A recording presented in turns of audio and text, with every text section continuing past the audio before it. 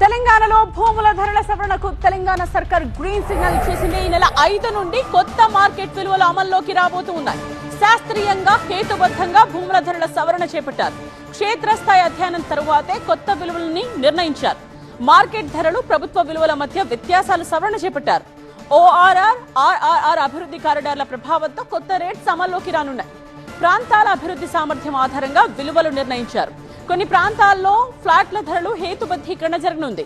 అన్ని అంతస్తులకు ఒకే రేట్ అమలు చేసేలా నిర్ణయం తీసుకున్నారు. అధిక మార్కెట్ విలువ ఉన్న ప్రాంతాల్లో పెంపు లేకుండా చర్యలు తీసుకున్నారు. వ్యవసాయ భూములు, ప్లాట్లు, ఫ్లాట్స్ కు కనీస రేట్లుండేలా నిర్ణయించారు. నిర్మాణ వ్యయాలకు తెలంగాణ ప్రభుత్వం సవరణ చేసింది.